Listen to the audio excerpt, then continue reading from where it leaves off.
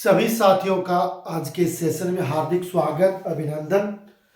साथियों, चर्चा कर रहे हैं commerce grade first paper second में जो आपकी पार्टनरशिप के 4 टॉपिक है उस पर अपन बात कर रहे हैं। अभी हम पहुंचे हैं तीसरा जो टॉपिक होता है जिसमें एक साझेदार के अवकाश ग्रहण या उसकी मृत्यु होती है तो उस समय अपने को कौन से समायोजन करने पड़ते हैं। तो आज के सेशन में अपन उस पर चर्चा करेंगे। आपके मन में एक विचार होगा कि ये डायरेक्ट प्रैक्टिकल क्वेश्चन है या इतनी थ्योरेटिकल बातें क्यों बताई जा रही है।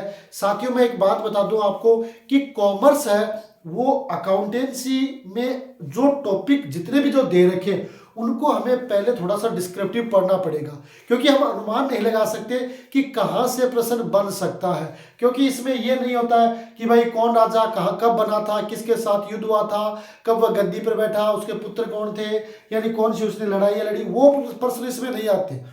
इसमें आपके एक ही टॉपिक को जोड़कर अलग अलग एंगल से है वो प्रश्न बनाए जाते हैं। तो इसलिए हमारा जो पहला उद्देश्य है वो ये होना चाहिए कि हमें सारी चीज है वो डिस्क्रिप्टिव पढ़नी है। डिस्क्रिप्टिव पढ़ोगे तो उसका फायदा ये मिलेगा कि कम पढ़ोगे तो भी आपको ज्यादा बेनिफिट होगा, और चाहे आप अगर एमसीक्यू पढ़ोगे तो उसका कोई बेनिफिट है वो नहीं होने वाला। ऑब्जेक्टिव क्वेश्चन का फायदा कब मिलता है, जब हम पूरा सिलेबस वो कवर कर लेते हैं। तो उसी सिलेबस को अपन कवर करवाने में लगे हुए हैं।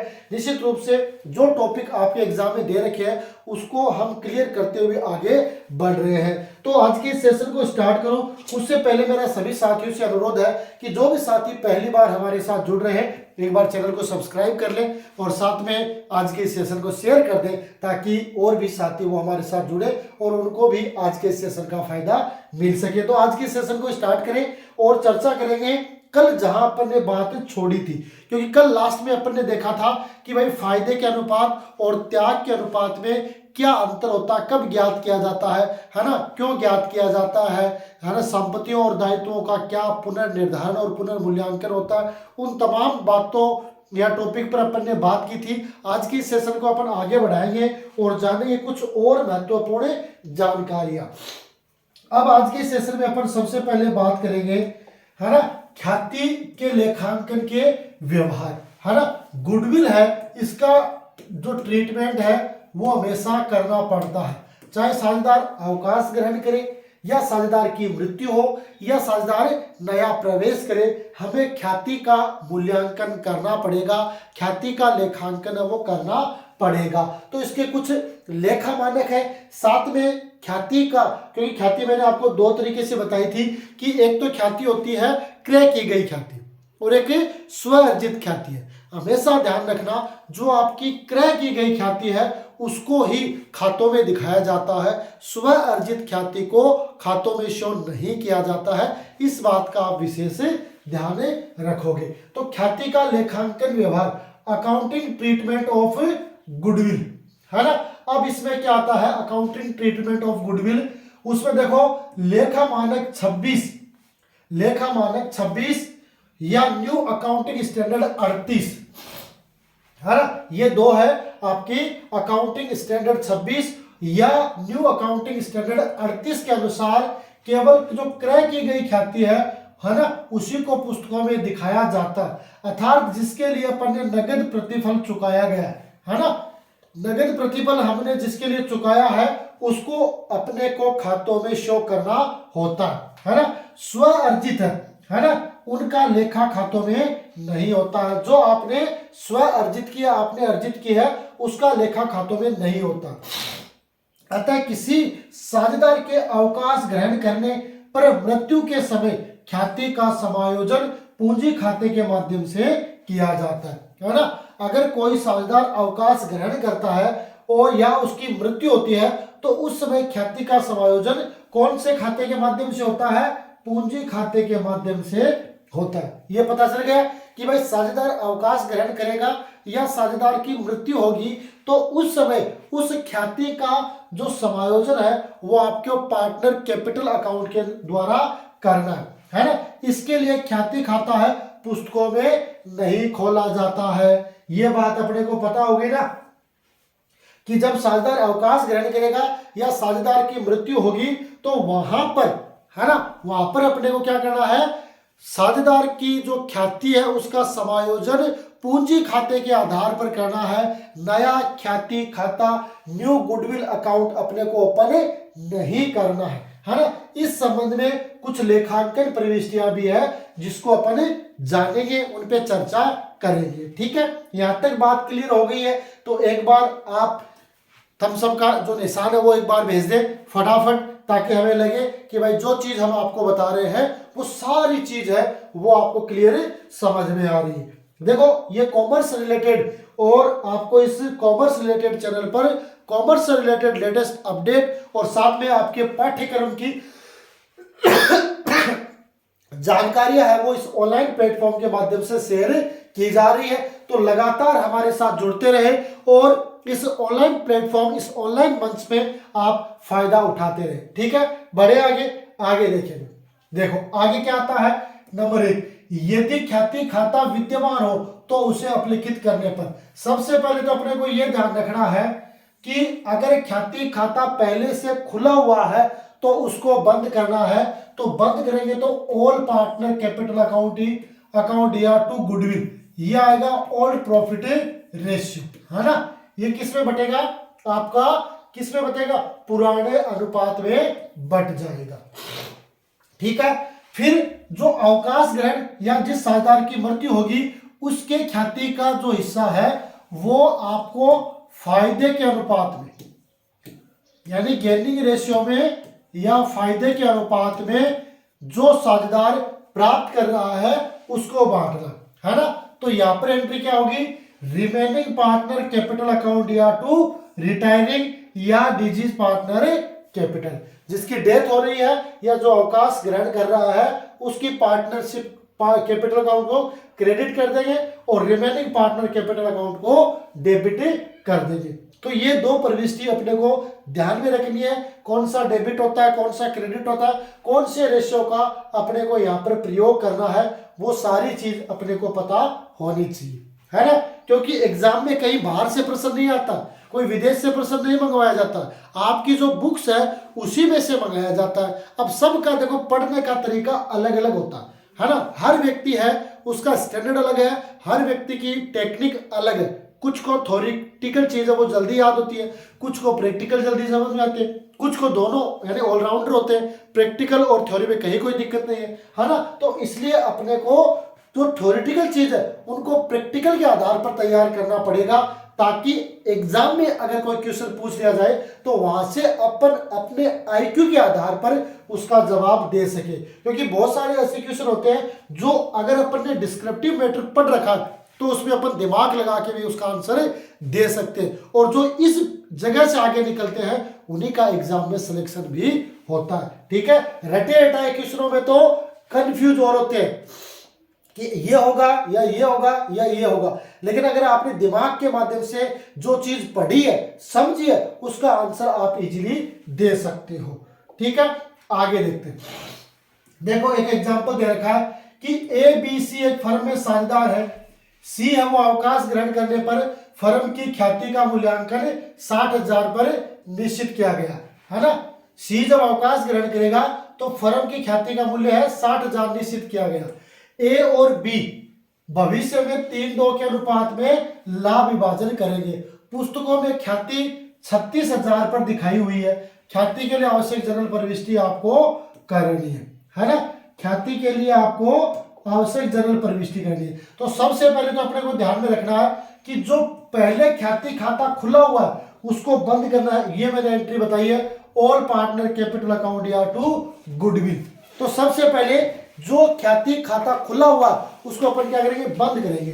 तो बंद में एंट्री बताइए आपको, ऑल पार्टनर कैपिटल अकाउंट या टू गुडविल। अब ऑल में कौन है, आपका ए है तो एज कैपिटल अकाउंट या बीज कैपिटल अकाउंट या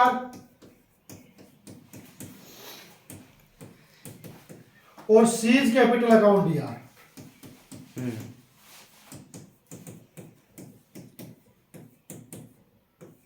और टू गुडविल।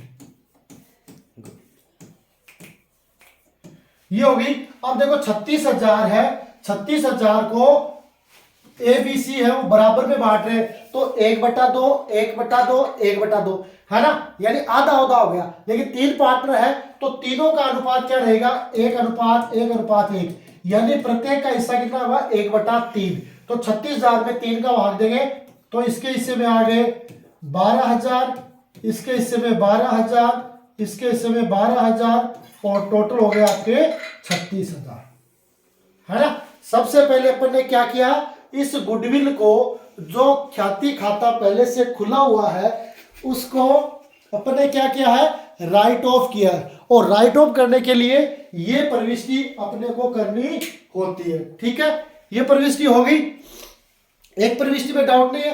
अब दूसरी प्रविष्टि में, क्योंकि हमारे सामने दोनों अनुपात दे रखे है ना, नया भी और पुराना भी, तो इसके लिए अपने को निकालना पड़ेगा फायदा अनुपात। इसका फॉर्मूला क्या है, नया अनुपात माइनस पुराना अनुपात, है ना, नया माइनस पुराना।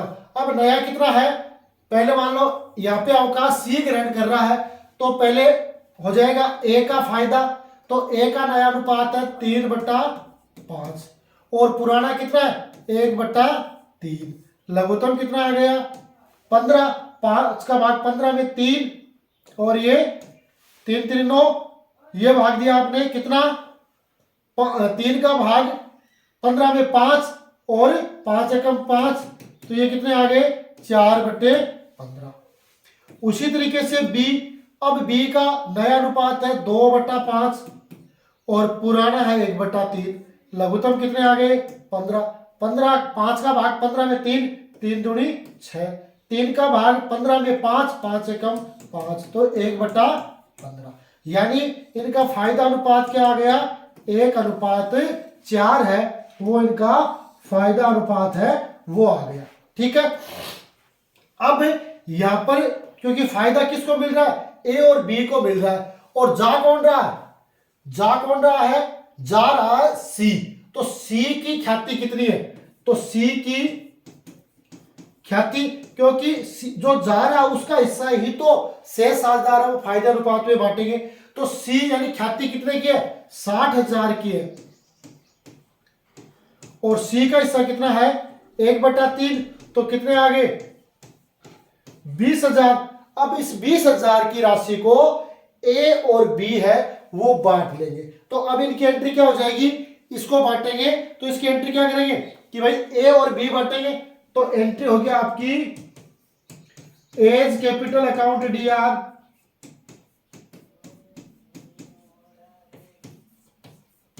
बीज कैपिटल अकाउंट डीआर और टू सीज कैपिटल अकाउंट, ठीक है। अब 20,000 को बांटना अपने को 4:1 में, है ना, तो 20,000 में 4:1 में बांटेंगे तो कितने आ जाएंगे, 20,000 में 5 का भाग देंगे तो कितने आएंगे, 20,000 में 5 का भाग देंगे 4, और 4 को गुणा करेंगे तो 4,000 को 4 से गुणा 16,000 और ये 4,000 और ये 20,000, ठीक है। आगे समझ में, तो इस तरीके से ये कैलकुलेशन है वो अपने को करनी होती है। अब ये कैलकुलेशन है वो आपको हर कंडीशन में आनी चाहिए, है ना, क्योंकि बाय द वे क्योंकि संभावना पूरी पूरी प्रैक्टिकल क्वेश्चन पूछे जाने की है, और अगर पूछ लिया और अपने को नहीं आती है तो वो दिक्कत हो जाएगी, क्योंकि अगर सॉल्यूशन अपने को आने कंपलसरी है। अगर अपने को पार्टनरशिप में नया अनुपात, पुराना अनुपात, फायदे का अनुपात, गुडविल का समायोजन अगर अपन सही तरीके से नहीं करते हैं तो वो अपने लिए थोड़ी सी चिंता का विषय है, वो हो सकता है। बाकी तो देखो तैयारी करने वाले पे डिपेंड होता है। कई बार अपन क्या करते हैं कि एक सब्जेक्ट अपना कमजोर है तो दूसरे सब्जेक्ट में अपन ज्यादा तैयारी करके उसकी पूर्ति कर सकते हैं, लेकिन क्योंकि वो तो एक रिस्क होता है कि अपन ने दूसरे की तैयारी कर ली और तैयारी में से ही प्रश्न आ गए, है ना। और कई बार क्या होता है कि भाई जिस सब्जेक्ट की अपने बढ़िया तैयारी की वो हार्ड आ जाता है, उसके क्वेश्चन है वो अपने हार्ड आ जाते हैं तो उसका अपन जवाब नहीं दे पाते हैं। तो ऐसी कंडीशन में अगर सब्स्टिट्यूट के रूप में अपनी दूसरी चीज तैयार है तो आपको एग्जाम में फिर सिलेक्शन से कोई नहीं रोक सकता, ठीक है। ये बात आगे समझ में बढ़ जाए आगे, है ना। अगर फिर भी आपको कोई चीज समझ में नहीं आती है तो वीडियो को आप स्किप न करके धीरे धीरे आपको उसकी कम स्पीड में देख सकते हैं। अगर ज्यादा समझ में आता है तो फास्ट स्पीड कर सकते हो, कोई दिक्कत नहीं है, लेकिन आपका समझना जरूरी है, हर पॉइंट है वो आपका क्लियर होना चाहिए। ठीक है, आगे देखते हैं। दूसरा पॉइंट है, इसमें एक और पॉइंट ऐड कर रखा है, क्या है कि किसी साझेदार के अवकाश ग्रहण या मृत्यु की दशा में बचे हुए साझेदारों में से कोई लाभ अपने भाग का कुछ अंश त्याग करता है ना। कई बार क्या होता है कि जो साझेदार अवकाश ग्रहण करता है ना, उसके साथ ही कोई जो साझेदार वर्तमान में है वो भी अपने हिस्से का त्याग करता है ना। तो ऐसी कंडीशन में अवकाश ग्रहण या मृतक साझेदार की पूंजी खाते के साथ उसके खाते को भी क्या किया जाएगा, क्रेडिट किया जाएगा, है ना। जैसे रिमेनिंग पार्टनर कैपिटल अकाउंट या जो गेन करेगा, है ना, जो गेन करेगा उसको डेबिट करेंगे। फिर रिटायरिंग पार्टनर कैपिटल अकाउंट या जो रिटायर होगा वो, और टू सेक्रीफाइसिंग पार्टनर कैपिटल जो त्याग करेगा उसकी को भी अपने को क्या करना पड़ेगा, क्रेडिट करना पड़ेगा। अब परीक्षा में मान लो यही प्रश्न आ जाए कि किसी साझेदार के अवकाश ग्रहण करने की दशा पर बचे हुए साझेदारों में से कोई साझेदार अपने हिस्से का कुछ अंश त्याग करता है तो उसे क्या करेंगे, डेबिट करेंगे, क्रेडिट करेंगे, उपरोक्त में दोनों या कोई नहीं। तो देखो ये ध्यान रखना, इसको क्या करेंगे, इसको अपन क्या करेंगे, डेबिट करेंगे। ठीक है, डेबिट करेंगे, इसको अपन क्या करेंगे, डेबिट करेंगे। तो ये चीज अपने को ध्यान में रखनी है ना। अब प्रश्न आपको छोटा ही लगा, ज्यादा बड़ा नहीं लगा, लेकिन एग्जाम में एक क्वेश्चन है वो अपने लिए खास और महत्वपूर्ण होता है। यानी एक भी क्वेश्चन है वो छूटता है तो कई बार ऐसे भी विद्यार्थी देखे कि पॉइंटों से नॉर्मली मतलब कहना चंद जो पॉइंट्स का अंतर होता है ना उससे वो कंपटीशन से बाहर हो जाते हैं और उनको फिर हमेशा इस चीज का है वो मलाल भी रहता है। तो अपने को ये चीज नहीं चाहिए, ये चीज नहीं चाहिए, तो अपने को अभी से बढ़िया तैयारी है वो करनी है ताकि हर पॉइंट है वो अपना क्लियर हो और अपन जॉब के प्रति पूरे क्या हो, सिक्योर हो कि अपना सिलेक्शन पक्का हो जाएगा। ठीक है, तो ऐसी कंडीशन में सेक्रीफाइसिंग पार्टनर कैपिटल अकाउंट को क्रेडिट किया जाएगा। ठीक है, अब इसको एक एग्जांपल के माध्यम से अपन समझ लेते हैं कि क्या इसमें बात होने वाली है। देखो ये है आपका एग्जांपल, है ना। अब इसमें क्या ए बी सी एक फर्म में 3-2-1 के अनुपात में लाभ बांटते हुए साझेदार है। सी फर्म से अवकाश ग्रहण करता है। ए और बी के बीच नया लाभ विभाजन आपका 1:2 है। फर्म की ख्याति का मूल्यांकन है वो 60,000 पर किया गया। ख्याति के लिए आपको आवश्यक जनरल प्रविष्टि देनी है। अब इसकी एंट्री तो देखो यही होगी, यही होगी, है ना। लेकिन इससे पहले अपने को क्या निकालना पड़ेगा, अनुपात निकालना पड़ेगा, है ना। तो सबसे पहले तो अपन निकालें फायदा अनुपात। फायदा अनुपात निकालेंगे तो उसका फॉर्मूला क्या है, नया अनुपात माइनस पुराना अनुपात। ठीक है, ये इसका फॉर्मूला है। अब देखो ए का फायदा, तो ए का नया अनुपात कितना है 1/3 माइनस ए का पुराना कितना है 3/6, लघुत्तम आ गया आपका 6, 3 का भाग 6 में 2 और 2 एकम में 2, 6 का भाग 6 में 1 और ये 3, तो ये कितना आ गया 1/6 माइनस में आ गया। इसका मतलब ये क्या करेगा, त्याग करेगा। ठीक है, बी का हिस्सा भी क्या है 1/3 और बी का नया अनुपात 1/3 2/3, बी का कितना है 2/3 माइनस 2/6, लघुत्तम कितना आ गया 6, 3 का भाग 6 में 2 बार 2 दूनी 4, फिर 6 का भाग 6 में 1 और 2, तो ये आ गया आपका 2/6। तो इसका हो गया फायदा अनुपात, है ना, इसका हो गया फायदा अनुपात। अब जो भी हिस्सा है, टोटल ख्याति कितनी है, टोटल ख्याति कितनी है 60,000, है ना। अब 60,000 का क्या करेंगे, कौन करेगा? देखो पहले तो ए का फायदा राशि, तो ए की फायदा ने 60,000 की ख्याति है, उसका उसे मिलेगा 2 बट्टा कितना मिलेगा? 2/6। ये हो गया आपके कट गए, तो 10,000, तो ये कितने हो गए? इसको तो आएगा, इसके समय कितना आएगा? 20,000 आएगी, है ना। फिर ये सॉरी बी का फायदा, ये थोड़ा सा करेक्शन कर लो,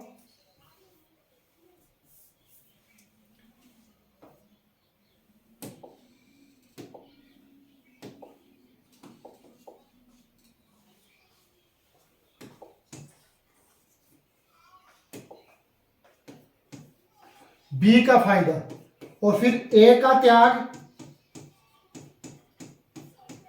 तो 60,000 मल्टीप्लाई 1/6, तो कितने हो गए?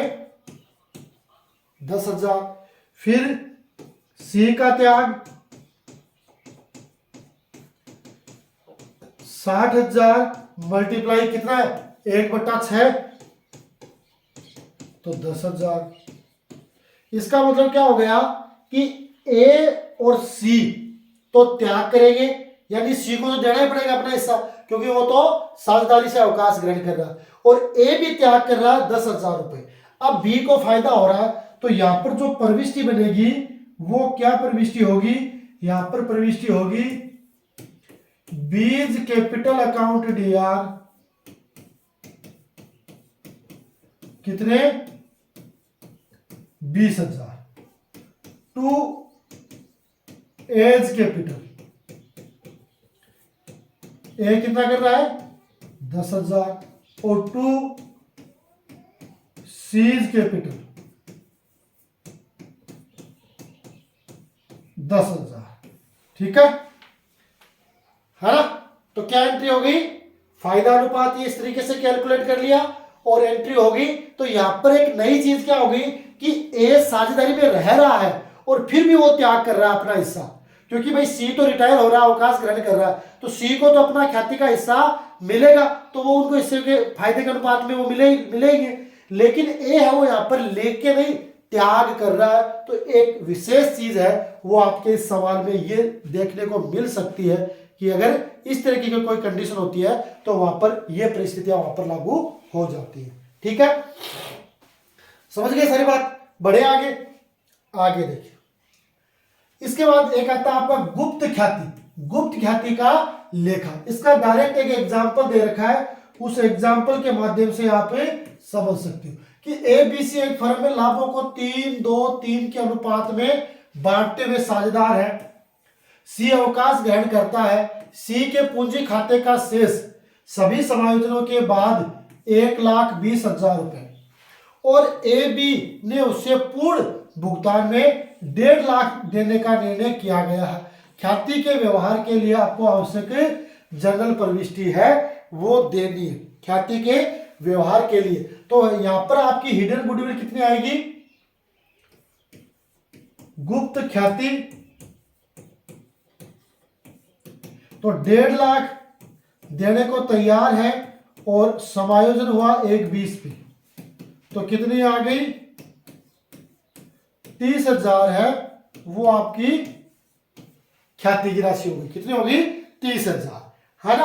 अब यहां पर अपने पास अनुपात दे रखे है ना, अनुपात क्या दे रखा है कि भाई सिर्फ पुराना अनुपात दे रखा है, नया नहीं दे रखा है, और फायदे का भी नहीं दे रखा है। तो यहां पर अवकाश ग्रहण कौन कर रहा है? सी अवकाश ग्रहण कर रहा है, और जब नया अनुपात नहीं दे रखा है तो पुराना अनुपात ही फायदे का अनुपात होता है। तो पुराना अनुपात ए और बी का कितना? 3:2, तो 3:2 है वो इनके फायदे का अनुपात हो जाएगा। तो यहां पर एंट्री क्या हो जाएगी? एंट्री हो जाएगी आपकी एज